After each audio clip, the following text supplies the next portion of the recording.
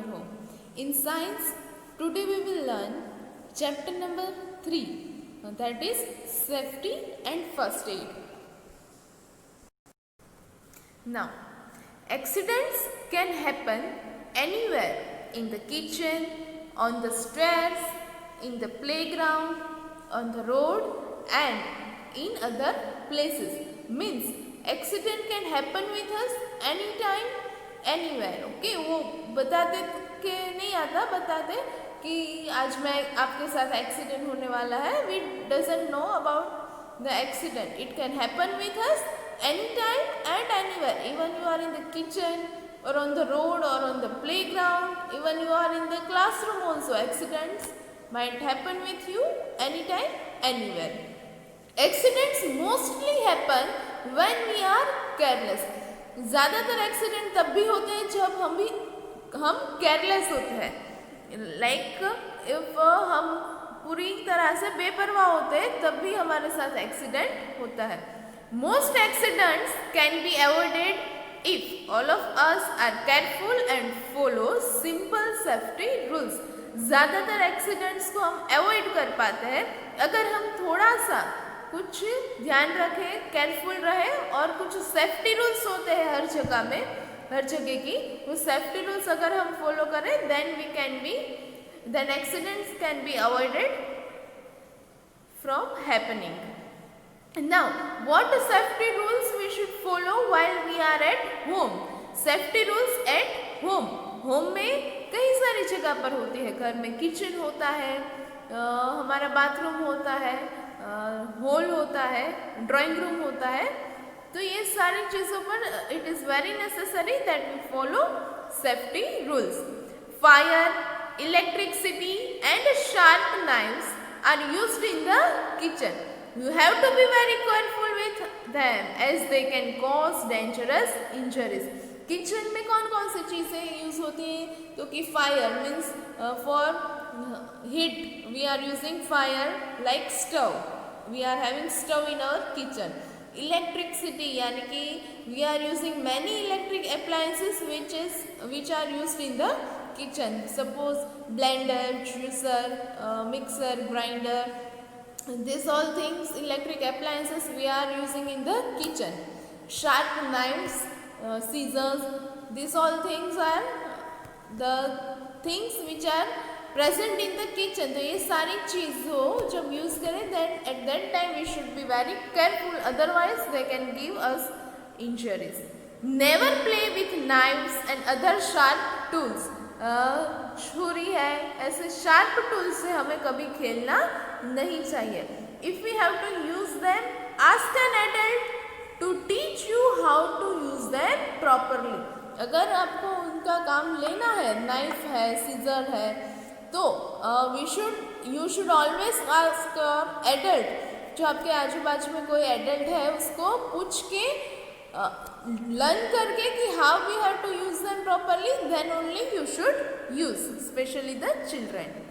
Always use them in the presence of an adult. That it is very necessary that you are small, then you have to always use this things in the present of an adult. आपके आजू बाजू में जब कोई adult हो तब भी ऐसी चीज़ों का काम लेना चाहिए, so that they can teach you how to use them properly. Do not go near fire or hot ovens and toasters wearing synthetic clothes. This is about clothes. While we are working in the kitchen, we should avoid wearing synthetic clothes because in the kitchen fire is also there. Hot ovens या toasters, anything which is hot. तो ये सारी चीज़ें synthetic cloth easily catch the fire. Synthetic कपड़ा होता है वो आसानी से जलने की संभावना रहती है, तो we should always avoid wearing synthetic clothes while we are working in the kitchen. Synthetic material catches fire easily. उनको आग लगने की संभावना बहुत ज़्यादा रहती है, इजीली वो आग पकड़ सकता है synthetic cloth. Keep away from the stove when it is switched on. Keep away from the stove when it is switched on. ये सारी चीज़ें जब चालू होती है तब स्टव से दूर रहना चाहिए। ओके, स्टव चालू हो तो भी स्टव से थोड़ा दूर रह के ही वो काम करना चाहिए। If you are preparing, if you are cooking something, then we should maintain the distance from the stove. Matchsticks can be dangerous. Do not play with them. Learn to use them properly and always use them in the presence of an adult. Matchstick भी उससे खेलने से भी खतरा रहता है, तो always use them in the presence of an adult. And we should never play with them. Only use it when it is necessary. Do not use electric gadgets by yourself. Electric gadgets, wires, plugs and sockets can give you a shock if you are careless. हम अगर थोड़े से भी careless रहते हैं तो electric gadgets है that we are using in our day-to-day life, that is blender, grinder, mixer, etc. While you are plugging in the socket, wires, if it is cracked, then it might give you electric shock. Then we should be very careful while using electric gadgets.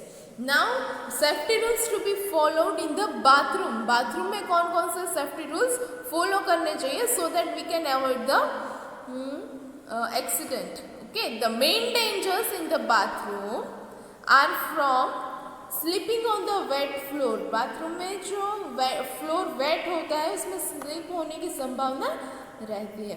And from electric gadgets such as water heaters and geysers. ये जो electric gadgets bathroom में ज़्यादातर होते हैं, electric water heaters and geysers, तो वो use करने में भी ध्यान रखना चाहिए. We should be very careful. Be careful in the shower so that you do not sleep and fall while you are taking shower. Then you should be very careful because of the wet floor you might get sleep and fall. Never touch an electric switch with wet hands or while standing barefoot on a wet floor. You might get electric shock. Electric switch को कभी wet hand से you should never touch. And while you are with barefoot यानी कि पाँव खुले हो और floor अगर वेट हो तभी भी इलेक्ट्रिक स्विच को टच नहीं करना चाहिए. तो इससे क्या होगा, इलेक्ट्रिक शॉक हमको लग सकता है. तो गीले हाथ से या तो फ्लोर वेट हो और उसके ऊपर आप बिना चप्पल पहने के खड़े हो तो भी स्विच को नहीं टच करना चाहिए. Now while you are around the house के आजू बाजू में हो तब कौन कौन से सेफ्टी रूल्स फॉलो करने चाहिए, that we will learn. Sorry. Do not climb on a chair or a table to reach things on high shelves when you are alone. जब घर में अकेले हैं तब जो ज़्यादा हाइट पे पड़ी हुई चीज़ों को हमें निकालने में या तो वहाँ तक पहुँचने की कोशिश नहीं करनी चाहिए. चेयर के ऊपर या टेबल के ऊपर we are trying to get them from the height, but we should only do in the presence of an adult or by taking help of them. घर में अकेले हो या कुर्सी पे या तो टेबल पे चढ़ के ऐसा नहीं करना चाहिए. Ask an adult to hold the chair or table steady for you.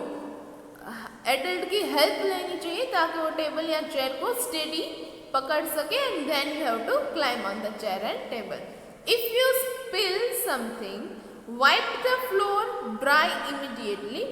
People can sleep and fall on a wet floor. कभी फ्लोर पे कुछ गिर गया आपसे, पानी हो या कुछ लिक्विडी सब्सटेंस हो जो स्लिपरी होता है, तो तुरंत ही वो फ्लोर को ड्राई कर देना चाहिए क्योंकि उसमें स्लिप होके गिरने की संभावना रहती है.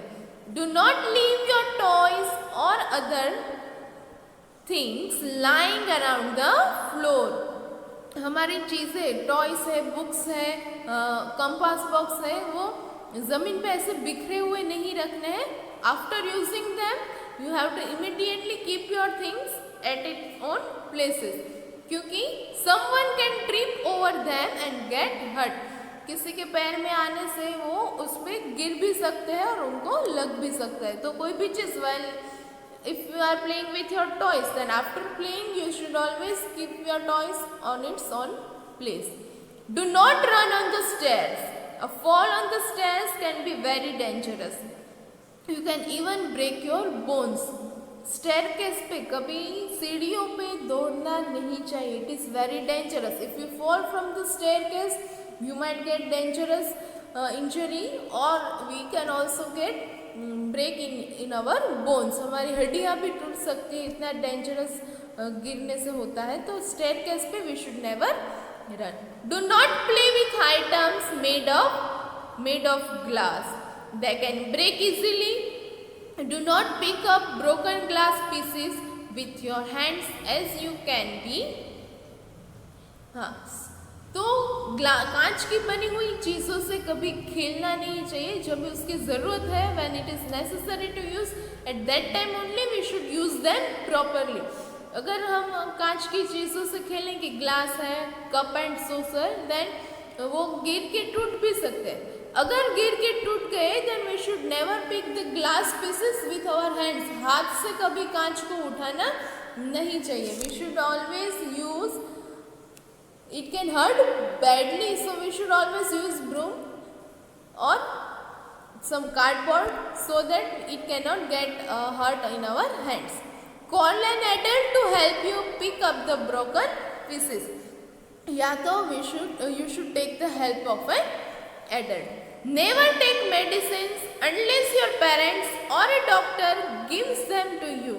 घर पे पड़ी हुई कोई भी मेडिसिन, दवाएं खुद नहीं लेनी चाहिए जब तक आपके पेरेंट्स या तो डॉक्टर आपको इंसिस्ट नहीं करते कि ये दवाई खा लो. तब तक किसी का भी भरोसा करके, या तो घर में कोई ऐसी ही दवा पड़ी है, then we should never take it. Okay, कि चलो कुछ थोड़ा बीमार है तो घर पे दवाई पड़ी और खा ली. We should never do that unless and until your parent, एक या तो पेरेंट या डॉक्टर जब तक ना कहे तब तक कोई भी दवाएं खानी नहीं चाहिए. Do not eat stale food, it can cause food poisoning. बासी खाना नहीं खाना चाहिए because it can cause food poisoning. Okay, now safety at school. अगर स्कूल पे हो then what all safety rules you should follow. This all the things you are knowing very easily. This is fully understanding chapter, not a informative chapter, because these all things you are knowing from before. Okay, in schools many accidents occur when you are in a hurry. जल्दी में school में भी कई सारे accidents होते हैं. Do not run and push each other. कभी किसी को धक्का देके या दौड़ के नहीं जाना चाहिए. You can avoid hurting others by walking and not running. दौड़ के नहीं जाना चाहिए. And we should always walk on the staircase or in the veranda. Be careful on the stairs. Do not push anyone or run up and down. staircase पे बहुत आसान careful से चलना चाहिए. We should never run. किसी को धक्का नहीं मारना चाहिए. और अगर कोई गिर गया वहाँ से देन वो सामने वाले के लिए फिर आपके लिए भी, दोनों के लिए हार्मफुल रहता है. You may fall and hurt yourself and others too. खुद भी हर्ट होते हैं और दूसरे को भी हर्ट होता है. Never climb on desk and chairs. कभी डेस्क पे या चेयर पे चढ़ना नहीं चाहिए. Okay, see, this is the school picture. You might be doing in your recess time and your teacher might be scolding you for this things. Do not throw things around in the classroom. You may hurt someone. कोई भी चीज़ें throw नहीं करनी चाहिए class में. Many students are sitting at a time. तो अगर आपने पेंसिल या शार्पनर का थ्रो किया, दूसरे को देना है तो थ्रो करके दिया तो किसी को लग भी सकते. तो कोई भी चीज़ you should never throw in the classroom. Now safety at play while you are in the playground. या तो जब खेलते हो तब कौन कौन से सेफ्टी रूल्स फॉलो करने चाहिए. क्योंकि never push or kick someone while playing a game. If you are playing a game तो किसी को पुश या तो किक नहीं करना चाहिए. Always follow the rules of the game. Game के जो रूल्स होते हैं वो हमेशा फॉलो करना चाहिए. दूसरी चीज़ है नेवर स्विम अलोन. अभी अकेले स्विम करना नहीं चाहिए. Even though if we are knowing swimming अगर आता भी है तो भी हमारी एज बहुत छोटी है, इसलिए कभी अकेले पानी के अंदर गहराई तक नहीं जाना है and you should always swim in the present of an adult. आपके आजू बाजू में कोई आपसे बड़ा हो, उसकी प्रेजेंस हो, तब भी आपको पानी के अंदर जाना चाहिए। Always swim in the presence of an adult. If you are not a good swimmer stay at the shallow end अगर आपको बहुत स्विम करना नहीं आता तो हमें डीप तक नहीं जाना है, ऊपर तक ही रहना है। Safety on the road. While we are on the road, what all safety rules we should follow. Roads are not meant for playing. Road कोई प्ले करने की जगह नहीं है। Never be careless when on the road. Road पे कभी भी careless नहीं रहना चाहिए। We should always be aware about the safety rules on the road, about the traffic rules, regulations which we are having. We should always be aware about that. Even a little carelessness can lead to an accident. थोड़ी सी भी बेपरवाही हमें accident से मिला सकती है। तो it is very important that we should follow safety rules on the road. Always follow the safety rules. Always walk on the footpath and not on the road. Road पे नहीं चलना चाहिए। Footpath is meant for walking. तो जब भी चलना है road पे तो फुटपाथ पर ही चलना चाहिए। Cross the road only at the zebra crossing. While we have to cross the road we should always cross from the zebra crossing. Obey the traffic lights. Look both ways to check if vehicles are approaching before you cross the road. Traffic lights जो traffic signals होती है उनके rules follow करने चाहिए। You know the what are the traffic light means. Then if you are crossing the road then दोनों side check करके cross करना चाहिए कि कोई व्हीकल आप तक पहुंच तो नहीं रहा है ना। Never run across the road. Road पे कभी दौड़ना नहीं चाहिए। While riding a bicycle, keep to the left and obey the traffic signals. हम जब साइकिल चलाते हैं तो हमारी लेफ्ट साइड पे ऑलवेज चलानी चाहिए and obey the traffic signal. Traffic signal है वो भी ओबे करने चाहिए। Signal before you turn or stop. जब भी आपको बाइक या साइकिल चलाते हो, if you have to turn, आपको टर्न लेना है तो स्टॉप करना है तो हमें हमेशा सिग्नल दे के करना चाहिए। लेफ्ट साइड या तो राइट साइड आपको टर्न लेना है then always give signal with your hand. हाथ से या तो लाइट से, इंडिकेटर से आपको ऑलवेज इंडिकेट करना है कि यहाँ से हमको टर्न लेना है या तो स्टॉप करना है। दैट मीन्स आपके पीछे जो आ रहे हैं उसके साथ या तो आपके साथ एक्सीडेंट ना हो। See, these are the pictures. We should not play on the road and we should always cross the road from the zebra crossing, right? Now, first aid. ये सारी चीज़ें थी सेफ्टी रूल्स जो हमें फॉलो करने हैं घर पे, स्कूल पे या रोड पे। घर पे है किचन में, बाथरूम में या अराउंड द हाउस, घर के आजू बाजू में। फिर था safety at the school. School में कैसे सेफ्टी रूल्स फॉलो करने चाहिए। While you are playing, play के टाइम पे कौन से सेफ्टी रूल्स फॉलो करने चाहिए। और safety on the road, road पे कैसे सेफ्टी रूल्स फॉलो करने चाहिए। Now it's time for first aid. What is the meaning of first aid. First aid का मीनिंग क्या है, that is very important thing. जो पहले पैराग्राफ में 3 लाइन जो टेढ़े इटैलिक लेटर्स में दी है, that is the definition of first aid. First aid is the immediate care given to a person when he or she is injured or suddenly falls sick. Immediate care यानी कि तुरंत जो सबसे पहली care दी गई है जब कोई पर्सन को इंजरी हो या तो बीमार हो जाता है तो सबसे पहले तुरंत वाली जो केयर दी जाती है वो पर्सन को, उसको बोलते हैं first aid. It can prevent the person's condition from becoming worse till medical help arrives. First aid से क्या होता है, अगर बहुत ज़्यादा हानि पहुंची है किसी को तो उसकी कंडीशन ज़्यादा बिगड़े नहीं और जब तक मेडिकल हेल्प यानी कि नर्स या डॉक्टर पहुंचते हैं वो जगह पर तब तक कुछ उसके वो पर्सन की कंडीशन ज़्यादा बिगड़े नहीं, फर्स्ट एड इसलिए दिया जाता है। In some cases it can save a person's life. ऐसा करने से कोई केसेस में अगर बहुत क्रिटिकल है तो फर्स्ट एड देने से शायद वो पर्सन की लाइफ भी बच सकती है। But remember that you should not try giving first aid to someone unless you have been taught what to do. ये बहुत ज़रूरी है कि अगर आपको किसी को फर्स्ट एड देने की ज़रूरत पड़ी तो कभी अगर आपको नहीं सीखा है, आपने नहीं सीखा है कि क्या करना है, तब तक आपको कुछ नहीं करना चाहिए।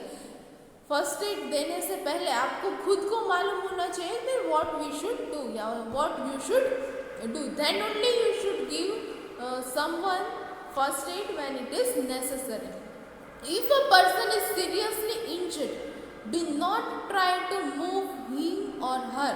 कोई पर्सन अगर सीरियसली इंजर्ड है, बहुत सारा लगा है उसको, तो वो पर्सन को हिलाना नहीं चाहिए। Okay, this can cause more damage. अगर बहुत ज़्यादा लगा है उसको, अगर वो पर्सन को आप हिलाते हो, उसका मूवमेंट करते हो, तो उसको और भी ज़्यादा डैमेज हो सकता है। The first thing to do is to get help. जल्दी से जल्दी आप ज़्यादा से ज़्यादा कर सकते हो तो किसी को हेल्प के लिए बुला सकते हो। Try to find a doctor or an adult immediately. तो डॉक्टर का कांटेक्ट करने की ट्राई करो या तो एडल्ट को हेल्प करने के लिए बुला सकते हो। Until help arrives keep calm. हमें ज़्यादा हड़बड़ी में कुछ ज़्यादा नहीं करना चाहिए। जब तक आपको हेल्प ना मिले आप खुद को काम रहना है और जिसको इंजरी हुई है उसको भी काम रखना है। Comfortable the injured person, do not let people crowd around. जिसको लगी है उसको कंफर्टेबल करने की ट्राई करनी चाहिए और ज़्यादा पीपल उसके आजू बाजू में क्राउड जमा ना हो उसका ध्यान रखना चाहिए। You can help the injured person yourself in the case of a minor injury. अगर छोटी छोटी चीज़ें जो इंजरी हुई है वो केस में आप खुद फर्स्ट एड की पर्सन के जैसे इंजर्ड पर्सन को आप हेल्प कर सकते हो। अगर वो इंजरी बहुत ज़्यादा नहीं है, स्मॉल कट है, नोज ब्लीड है, माइनर बर्न, थोड़ा सा जल गए हो, थोड़ा सा कट हुआ है या तो कोई इंसेक्ट काटा है छोटा सा, तो वो चीज़ में आप खुद हेल्प कर सकते हो being a first aid person. Okay, अगर किसी को स्मॉल कट यानी कि छोटा घाव लगा है, कट हुआ है, तो वो तब आप कौन से फर्स्ट एड हेल्प कर सकते हो? तो कि wash small cuts well with soap and water. पानी से और सोप से जहाँ कट हुई है वहाँ वॉश कर देना है। Apply N antiseptic cream. Antiseptic cream होती है, उसके ऊपर पानी से और साबुन से वॉश करके उसके ऊपर एंटीसेप्टिक क्रीम लगा देनी है। If there is bleeding, apply pressure with a clean cloth to stop the bleeding. अगर बहुत ज़्यादा खून बह रहा है तो वो एरिया में साफ सुथरा जो कपड़ा होता है उससे थोड़ा प्रेशर दोगे आप, देन वो ब्लीड होना स्टॉप हो जाएगा। Once the bleeding stops, apply an antiseptic and cover the wound with a bandage।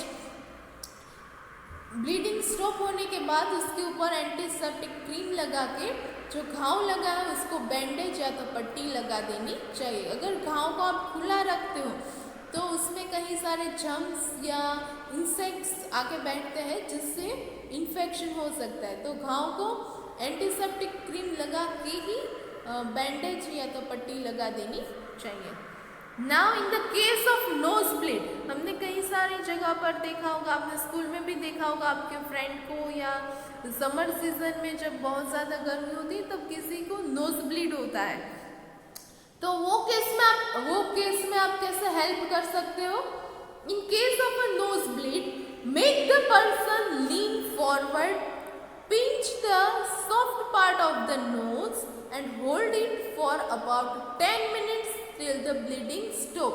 Lean forward, आगे झुक के आपकी जो नाक है उसको 10 मिनट तक, सॉफ्ट पार्ट होता है आगे का, उसको पिंच करके 10 मिनट तक आगे की साइड झुक के रहना चाहिए। Tell the person to breathe through the mouth, mouth से ब्रीथ करना चाहिए जब तक आपने नाक अपना बंद रखा है। If you can get some ice wrap it in a handkerchief, अगर आपको बर्फ मिल सकता है तो उसको हैंडकरचिफ में, रुमाल में वो बर्फ बांध के वो आइस पैक आपके नाक पर रखना चाहिए। This will help stop the bleeding faster, बर्फ रखने से क्या होता है, जो ब्लीडिंग होता है वो जल्दी से स्टॉप हो सकता है। सी ये आगे first aid for nose bleed, अपना नाक जो आगे का सॉफ्ट पार्ट होता है वो पिंच करके वहाँ से ब्रीथिंग करनी स्टॉप कर देनी है और आगे की साइड झुक के रहना है 10 मिनट तक। बाद में अगर आपको बर्फ़ मिल सके तो हैंडकरचिफ में बांध के वो आइस पैक लगा सकते हो ताकि इट स्टॉप ब्लीडिंग फास्टर, जल्दी से वो ब्लीडिंग स्टॉप हो सके। Now in case of minor Burns, यानी कि थोड़ी सी अगर जल गए हो वो केस में क्या करना चाहिए। Only minor Burns can be treated at home, थोड़ा सा अगर जले हो तो वो केस में ही आपको घर पे ट्रीटमेंट करनी है, पर अगर बहुत ज़्यादा गहरा जल गए हो that case you have to visit doctor, it is compulsory. If the burns are serious, ज़्यादा सीरियसली बर्न हो गए हो, a doctor should be attended to them, doctor को बुलाना चाहिए या तो उनको डॉक्टर के पास ले जाना चाहिए। A minor burn is one in which a small area of skin becomes red. Minor burn किसको बोलते हैं, थोड़ी सी जल गए हो उसको किसको बोलते हैं, तो कि आपके स्किन में थोड़ा सा रेड कलर का पोर्शन हो जाता है, एरिया हो जाता है, उसको माइनर बर्न बोलते हैं। In a large area becomes, if a large area becomes red, if blisters develop और if the skin turns black, the burn is a serious burn. वो माइनर बर्न में थोड़ा सा आपकी स्किन का एरिया रेड कलर का हो जाता है, पर अगर ज़्यादा एरिया में रेड हो जाता है या तो ब्लिस्टर्स यानी कि बबल जैसा हो जाता है जिसके अंदर लिक्विडी सब्सटेंस आ जाता है, या तो स्किन पूरी ब्लैक हो जाती है, तो वो हो गया सीरियस बर्न। तो सीरियस बर्न के लिए we should always attend the doctor, doctor को बुलाना चाहिए या तो डॉक्टर के पास जाना चाहिए। नाउ ब्लिस्टर्स मीन्स बहुत ज़्यादा जलने की वजह से स्किन के ऊपर बबल जैसा हो जाता है जिसके अंदर लिक्विडी सब्सटेंस भर जाता है, तो ये है serious burn. Okay, for a minor burn run cold water over it for about 10 minutes. थोड़ा सा जल गए हो तो 10 मिनट जैसे तक वो एरिया के ऊपर आपको ठंडा पानी डालना है। डू नॉट अप्लाई आइस और बटर, बर्फ या तो बटर जैसी चीज़ें तो कभी जलने के ऊपर लगानी नहीं चाहिए। If there is no injury you may apply an aloe vera gel or lotion, अगर बहुत ज़्यादा थोड़ा सा ही जले हो, ज़्यादा कुछ नहीं हुआ है, तो या तो आप एलोवेरा जेल और लोशन या तो फ्रेश एलोवेरा किसी के घर पे हो तो वो भी लगा सकते हो, ताकि जो जलने का जो मार्क होगा वो भी एलोवेरा जेल से नहीं रहेगा, बिल्कुल आपकी स्किन जैसे पहले थी वैसी हो जाती है। इंसेक्ट बाइट्स यानी कि छोटे इंसेक्ट जैसे कि मॉस्किटो है वो काट गए हैं तो वो चीज़ में क्या करना चाहिए। Treat insect bytes such as mosquito bytes and small ant bites by washing the area with soap and water। मच्छर काटने की वजह से या तो चींटी काटने की वजह से वो एरिया को साबुन या पानी से धो लेना चाहिए। Apply calamine lotion to help stop itching, अगर आपको इचिंग होती है, जलन होती है, तो कैलेमाइन लोशन वो एरिया पे लगाना चाहिए जहाँ आपको इंसेक्ट बाइट हुआ है। Do not try to treat bee stings this way, bee stings यानी कि मधुमक्खी जैसी जो आती है बीज, ऐसी अगर वो बाइट कर गई है तो उनको इस साबुन से या पानी से धोने से ऐसा ट्रीट नहीं करना चाहिए। Get help with removing the bees स्टिंजर, B का जो स्टिंजर होता है रेड कलर का स्पॉट आ जाता है, अगर मधुमक्खी किसी को काटती होगी तो मालूम होगा, तो बी स्टिंजर से पहले तो बी स्टिंजर को रिमूव करना चाहिए। और you make the injury or you may make the injury worse, ऐसा नहीं करते हो तो आपको वो कांटी है वहाँ ज़्यादा हानि आपको हर्ट हो सकता है। तो मधुमक्खी जैसे मक्खियाँ अगर काटे तो बी का स्टिंजर आता है, यानी कि उसका जो रेड कलर का अपना होता है माउथ का, वो अपने स्किन पर छूट जाता है। तो निकालने के लिए जो बी से स्टिंजर आता है उससे पहले निकाल देना चाहिए, वरना क्या होगा और भी ज़्यादा हर्ट होके इंजरी को ज़्यादा वर्स यानी कि ज़्यादा बिगाड़ सकते हैं हम लोग। So this was about okay. One more is there fainting. Fainting यानी कि कभी कभी ऐसा होता है कि कोई लोग ऐसे ही बैठे होते हैं पर अनकॉन्शियस हो जाते हैं, तो उनको बोलते हैं fainting. With the help of an adult, अगर ऐसा हो आपके आजू बाजू में कोई फेंट हो जाता है तब क्या करना चाहिए? With the help of an adult, adult की हेल्प लेके make the person lie down and raise his और her legs so that the head is lower than the body. Adult की हेल्प लेके जो पर्सन को ऐसा हुआ है उसको लेटा कर अपने लेग है वो ऊपर रखना है और अपना हेड है वो नीचे की साइड रहना चाहिए। Okay, check that the person is breathing and had a pulse. उसकी पल्स काउंट करनी चाहिए और वो ठीक तरह से ब्रीथ सांस तो ले रहा है ना, वो चेक करना चाहिए। लूजन एनी टाइट क्लोथ्स, अगर वो लूज कपड़े टाइट हो तो उसको लूज कर देने चाहिए सो दैट उसको ब्रीथिंग करने में आसानी रहे। तो अगर कभी आपके आजू बाजू में ऐसा हुआ तो एडल्ट की हेल्प लेके वो पर्सन को लेटा देना है। कैसा लेटाना है? ताकि उसके जो लेग्स है वो ऊपर की साइड रहे अपनी हेड से, ताकि हेड है वो बॉडी से लोअर की साइड हो, ताकि ब्लड सर्कुलेशन आसानी से पूरी बॉडी तक रहे और ब्रीथिंग उसकी नॉर्मल है, पल्स उसकी नॉर्मल है, वो चेक करना है until you get the medical help. Okay, so this was about chapter number 3, that is safety and first aid. Now we will see the video of the extra one. Thank you.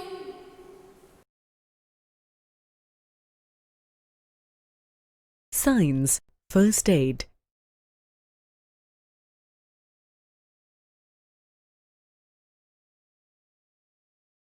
Accidents can happen in several ways. They are unforeseen events. Look at these pictures. What do you think? Can these situations lead to accidents? Think, when did you last hurt yourself? And what is the first step that you took after getting injured? First aid is an immediate care given to the injured or a sick person before a doctor arrives. It does not refer to the proper treatment of the injury, but it means the immediate care that a patient requires so that excess loss does not happen. In fact, most injuries and illness only require first aid. To give first aid, one should know what needs to be given during which injury. The most important thing before giving the first aid is to stay calm. Your calmness will reassure the injured person and you will be able to help him or her better. Let's know first aid tips in the following cases one by one.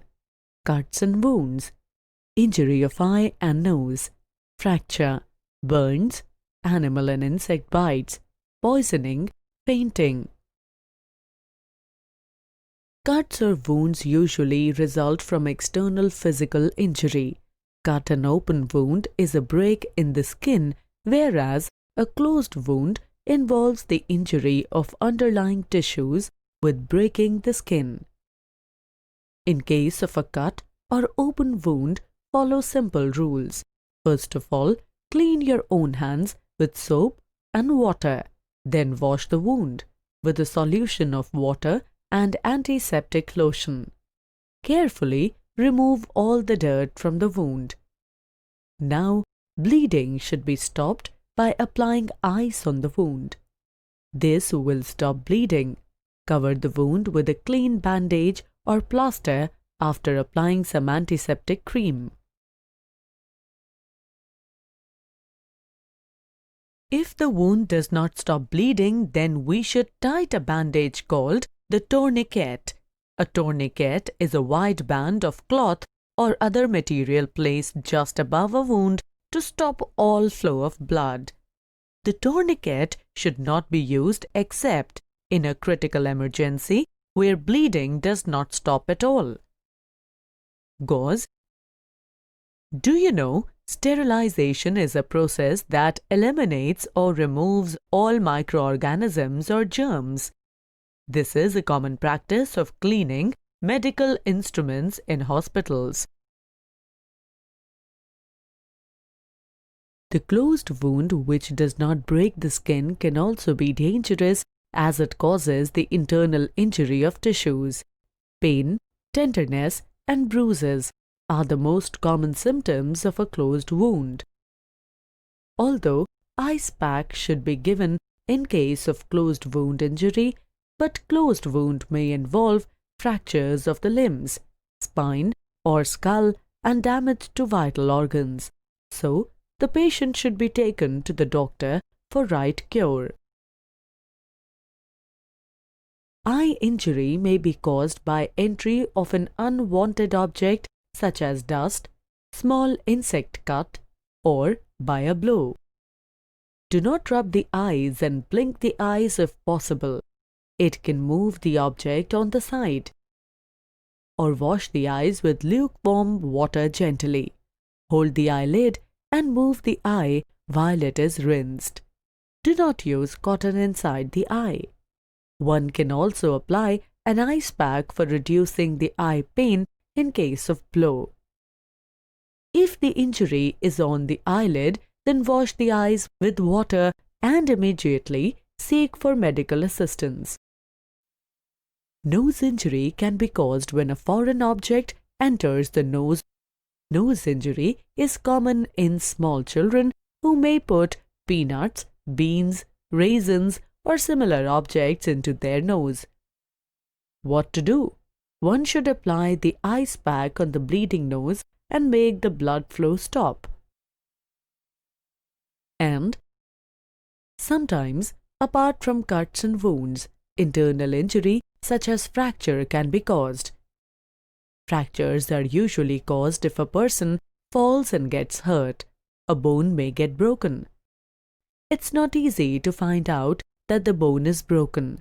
We can observe the patient if he is in a great pain while moving a hand or a leg, even after 10 to 15 minutes of injury. It is strictly advised not to move that part of the body if the bone is broken. A sling can give support to the arm and prevent its movement.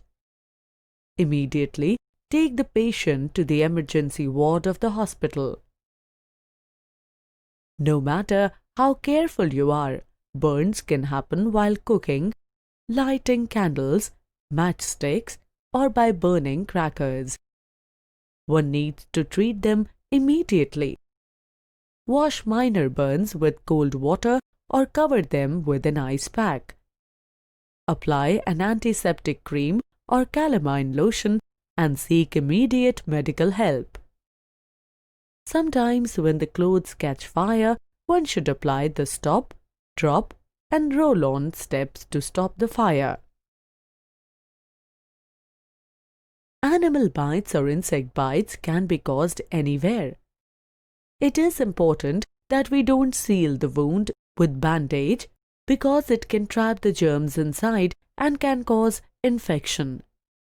Wash the affected area with soap and running water for about 10 to 20 minutes.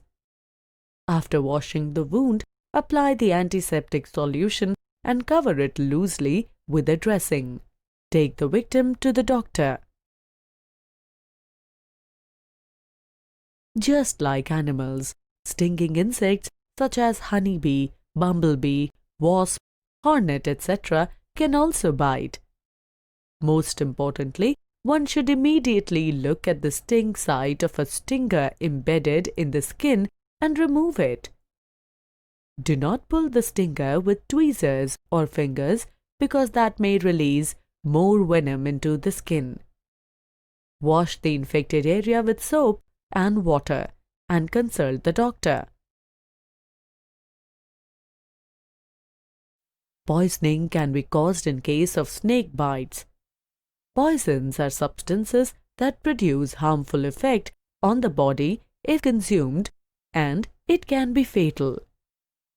The bites of a poisonous snake such as cobra and krait can cause fatality. In case of snake bite, a tight bandage should be tied just above the wound, which can slow down the spread of poison by reducing blood flow. The victim should be immediately taken to the doctor for medical help.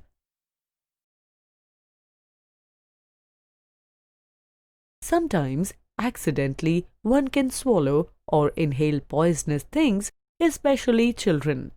One should be very careful about such things.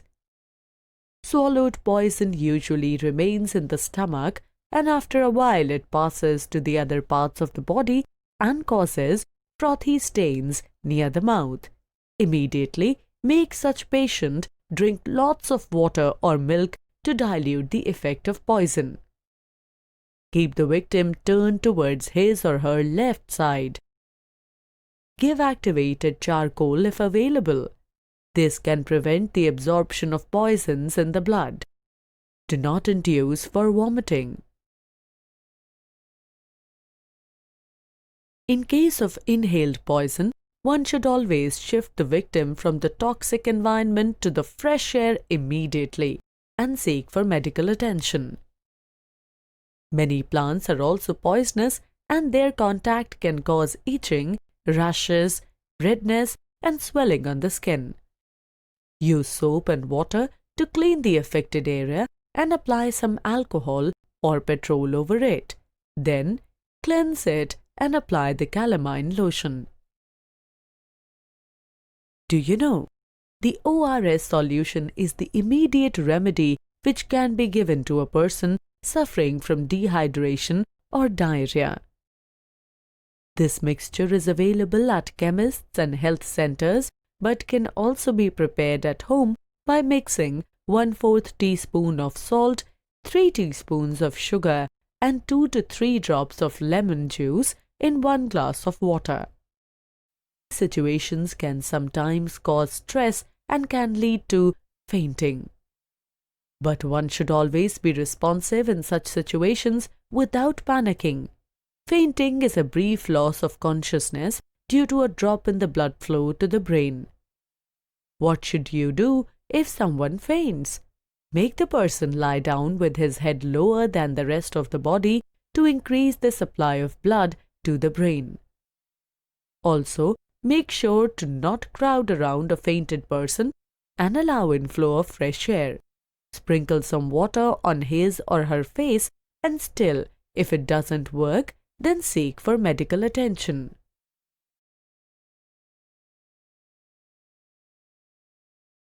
Now it's time to recap the things. A cut or a wound needs immediate care by applying an antiseptic liquid or antiseptic cream. Put an adhesive bandage or an ice pack on the cut to stop bleeding.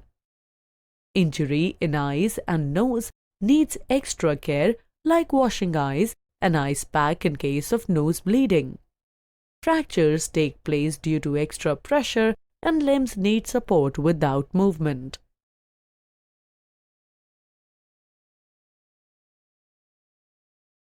Burns are something that is painful and needs to cool down immediately by running cold water or an ice pack. In case of animal or insect bites, avoid sealing the wound with a bandage and wash thoroughly with water. If the person has symptoms of poisoning, then he should be made to drink water and milk to dilute the effect of poison. Fainting can be treated by sprinkling some water on his or her face.